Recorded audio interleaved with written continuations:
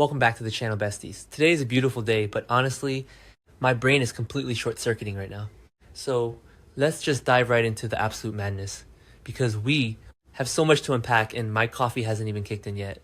Mainly, let's start with the absolute clownery that is Sonny Corinthos right now.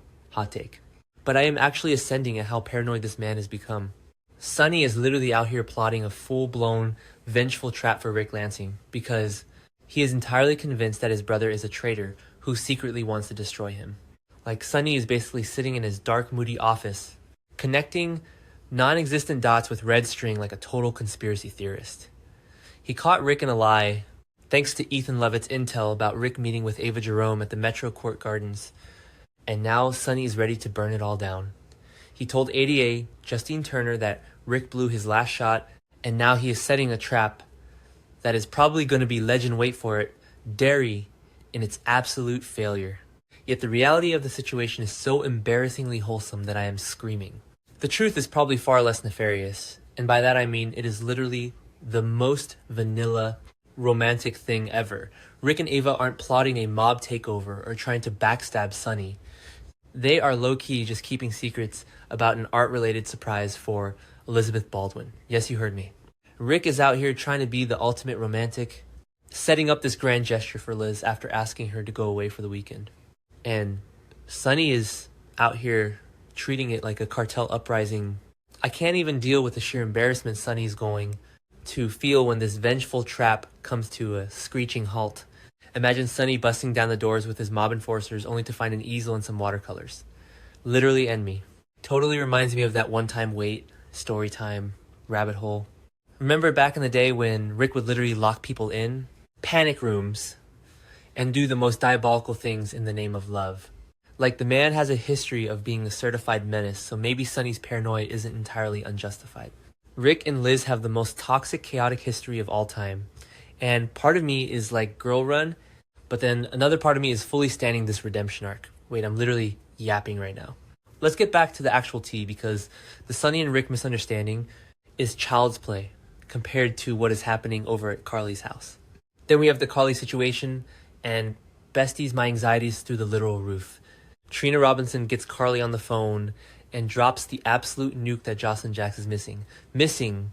Carly is obviously going to grow increasingly concerned, and her brain immediately goes to the most logical, yet entirely wrong conclusion.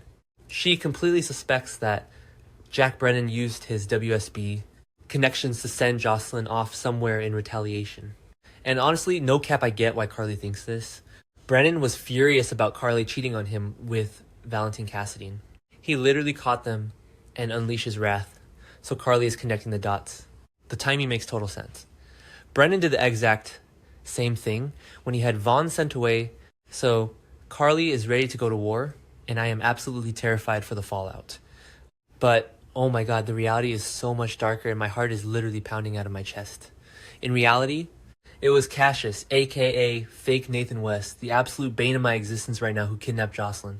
He abducted her and is now holding her hostage at Windermere. I am screaming at my screen. Josslyn was just trying to do a little WSB investigating, asking too many questions about Cesar Faison, and now she is trapped on Spoon Island, fearing that the end is near. She literally asks if they are planning on killing her, and knowing that Ross Cullen will execute her if he finds out she's WSB. The stakes have literally never been higher. The dungeon vibes at Windermere are giving me absolute nightmares. Mainly, I am just praying to the soap gods that someone at Windermere wakes up and realizes what is happening. Will Britt Westbourne try to help Josslyn there? Britt already lashed out at Cassius, calling him naive and ranting about how dangerous Jen Sidwell and Cullum are. Britt owes Josslyn after saving her from the hook killer, so she low-key needs to step up and be the hero again. Or could Lucas Jones end up finding Josslyn sooner or later? Lucas is right there standing his ground, and if he stumbles upon Josslyn in captivity, it is going to be an absolute bloodbath. Time will tell. But Josslyn will struggle in captivity for now, and I am literally shaking just thinking about her trapped in that gothic nightmare. Yet back in Port Charles, the dynamic between Carly and Brennan is about to shift in the most insane way. Once Brennan swears to Carly that he had absolutely nothing to do with Josslyn vanishing, they may actually put their massive betrayal issues aside to team up for answers. I am low-key living for this enemies to lovers to enemies to allies trope. They are going to be a powerhouse duo trying to find Joss. Valentine Cassadine could be part of that plan as well, but let's be real, the man is distracted. It's highly possible he'll already be on another mission by the time Carly finds out Joss is gone. Since Valentine has been talking nonstop about wanting to see Anna Devane in person, he might secretly travel to her clinic in France. He knows Cullum gaslit her, and he is determined to save his girl, leaving Carly to deal with Brennan alone. Then we pivot to the PCPD drama, and I am actually hyperventilating. Dante Falconeri is finally closing in on the truth, and it is all thanks to Elizabeth Baldwin. Liz is out here doing the Lord's work, potentially pointing Dante directly to Rocco Falconeri. As Ross Cullum's shooter, literally my jaw dropped. Liz saw Rocco acting sketchy with Britt at the hospital, pieced the entire puzzle together, and now she is handing Dante the key to the kingdom. Dante has a massive reason to confront Spencer now, and this showdown is going to be the stuff of legends. I am grabbing my popcorn because Dante is going to tear into Lulu for keeping this massive, life-altering secret from him while he has been tearing his hair out trying to solve this case. Will Lulu finally admit she's been covering for Rocco? She's been lying to Dante's face, letting Jason rot in WSB custody to protect their son. And if she does confess, will she keep Nathan out of this? Or will she confess that he's been helping her? Cassius is already on thin ice. And if Dante finds out that this random dude who looks exactly like Nathan West has been aiding and abetting the cover-up of a federal crime involving his own child, Cassius is done. Lulu is in the most impossible situation, and I am low-key stressing out for her. The maternal instinct is real, but the legal consequences are literally terrifying, and Dante is not going to let this slide. Mainly, I just want to know what Rocco's going to do. Will Rocco himself finally come clean to Dante about what happened on the pier? The kid is drowning in guilt. He already confessed to Britt in the GH chapel, and Britt completely freaked out, warning him that if Cullum finds out, they are all dead. Rocco is carrying the weight of the world on his shoulders. Jason took the fall for him, and every single day that Jason is locked up, Rocco's soul is basically fracturing. Dante is a good cop, but he's also a good dad. How is he going to react when he realizes his own flesh and blood pulled the trigger? I am ascending just thinking about the angst. The emotional devastation is going to be peak cinema. Totally switching gears. Let's talk about the absolute villain origin story that is Michael Corinthos right now. Next, Michael is presumably moving forward with his dark, twisted plan to push Willow Kane and Harrison Chase into having an affair. Yes, Michael is literally playing God with people's marriages because he is so determined to regain the upper hand against Willow. Willow stood her ground and delivered fierce threats about keeping Jacinda Bracken away from the kids. And Michael's response is to orchestrate a full-blown cheating scandal. He is hoping Chase and Willow won't be able to resist temptation, completely destroying Willow's moral high ground. It is petty, it is ruthless, and I am absolutely here for the unhinged drama of it all. But Hot Take Michael is severely underestimating Harrison Chase.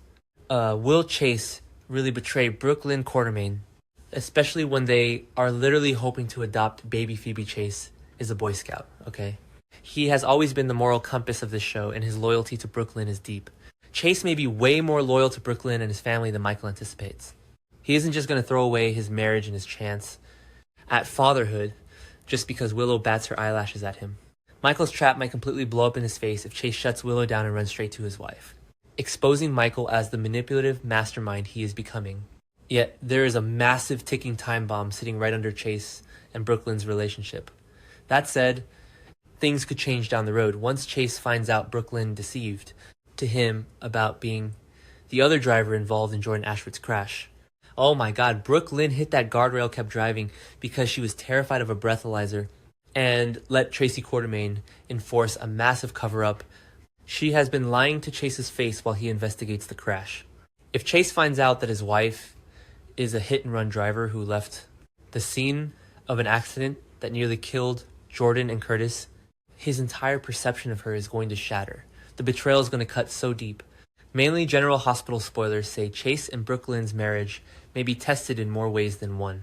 So we all need to stay tuned and brace for impact. Between Michael actively trying to push Chase into Willow's arms and Brooklyn harboring a federal crime-level secret, this marriage is on life support, and they don't even know it yet.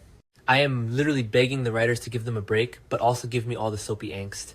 will chase his righteous anger over the hit and run, push him straight into Willow's bed. Is Michael's plan going to work flawlessly because Brooklyn self-sabotages? I am spiraling out of control, trying to predict how this is going to end. Besties, I am completely out of breath. This entire week is going to be a cinematic masterpiece of absolute chaos. From Sonny's embarrassing art trap to Josslyn's terrifying Windermere captivity, Dante's explosive confrontation with Lulu, and Michael's diabolical affair plot. Port Charles is literally burning to the ground. I need to go drink an entire gallon of water and maybe touch some grass before the next episode airs, because my blood pressure cannot handle this. Sound off in the comments. Let me know if you are team Carly and Brennan teaming up, and pray for Josslyn. We are in for the ride of our lives. No cap.